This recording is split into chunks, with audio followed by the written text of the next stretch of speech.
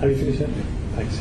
Evan. It's fair to say, though, isn't it, Mr. Murray, that the government in their recent statements have not made the link between that you have just made, that receiving, regardless of whether you use it in a criminal court, but being in receipt of evidence that is likely, in all the circumstances, to have come from an interview where torture was used, is not equivalent to being complicit under Article 4. Would you agree that that may be their position? Yeah, I think that's fairly plainly the essence of the government position, is that if you receive intelligence material from people who do torture, be it from the CIA waterboarding, be it from the Uzbek authorities, be it from anywhere else, you can keep receiving the material ad infinitum, knowing it may come from torture, and you're still not complicit. That's right, because they say, and their words are that this country, let me just find the exact words here, the government condemns the use of torture, does not participate in, solicit, encourage or condone the use of torture, and works hard to eradicate it. That's their position.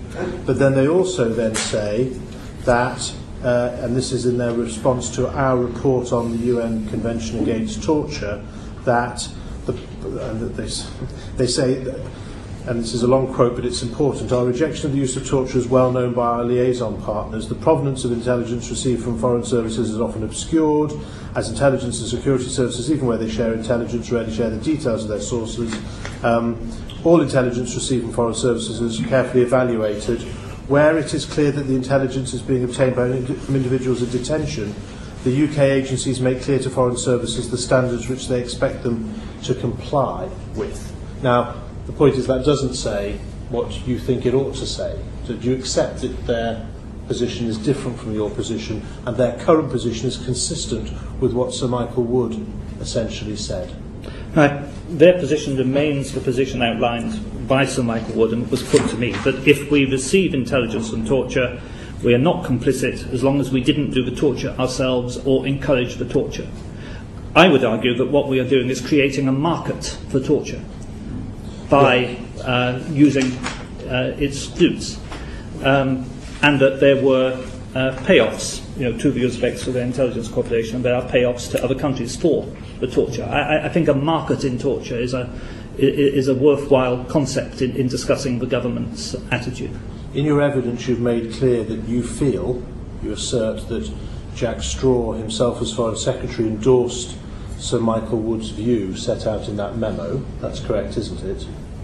That wouldn't be a surprise in a sense, given that the government's position, that the Wood memo is at least consistent, if not congruent, with the government's then and presumably current position. I think what you say about the government's position is true, but I think the government has done everything possible to disguise its position. I received an email from the Bishop of Bath and Wells, for example, who had written to a government minister saying he was most worried about the possibility highlighted by the Binyam Mohammed case that we were using intelligence and torture. And he got the reply which is always given, which is to read out the first part of the government's position that you gave, the bit about, we condemn torture unreservedly, but not including the second part. And the government doesn't come forward and volunteer the fact that it very happily accepts. And I should make absolutely plain, I'm talking of hundreds of pieces a year of intelligence that has come from hundreds of people suffering the most vicious torture. That's what we're talking about. We're talking about people screaming in agony in cells, and our government's willingness to accept the fruits of that, and they accept hundreds of such reports every year. I want the committee to be absolutely plain on that. Thank you. Now, you would argue that Article 4 puts a duty on you and indeed any representative of the government to try and eliminate torture wherever it's found. I just want you to look at the when you were told not to put these things in writing. Do you think the things you were putting in writing was part of your compliance with Article 4 of UNCAT? Yes, Article 4 and Article 5 as well. Right. 5.2 particularly, which provides essentially for universal jurisdiction, which means that where, for example, the Uzbek government or the American government won't prosecute those concerned, then we have a right to. Any other state has a duty to prosecute, but we need the information. So my reporting back was in compliance with our obligations under UNCAT. Now, you see, again, we come to this fundamental problem, don't we, that since the government doesn't think that being regularly in receipt of intelligence that may or is likely to have come from torture does not fit with what they feel their duties are, which is not to participate in, solicit, encourage or condone, and I understand the point you're making and you cite other lawyers in making, they would say that it's not stopping you from carrying out your UNCAT duties if they ask you not to make that complaint that they're receiving intelligence, because they simply don't accept that mere receipt is a breach of UNCAT. Is that a fair characterisation of that aspect of the difference that you have with the government? I think that's a reasonable way of expressing it. I should say that those telegrams I wrote at the end of 2002 and the beginning of 2003 were expressed quite specifically in terms of my concern that British government ministers were acting illegally by receiving this material under UNCAT. That's what my telegram said, that you, Secretary of State, may be acting illegally by being in receipt of this material. Can you just clarify why you think they described it as unwise, those telegrams?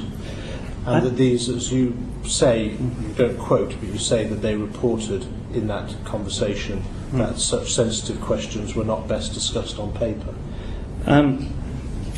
It's always difficult to answer the question about why somebody said something. You can say what they said, but obviously I'm not inside their mind. But Did you ask why? Yeah, I would like to put this to you. I sent 2 telegrams from a British ambassador stating that the Secretary of State may be acting illegally. And I didn't receive any written answer to those 2 telegrams.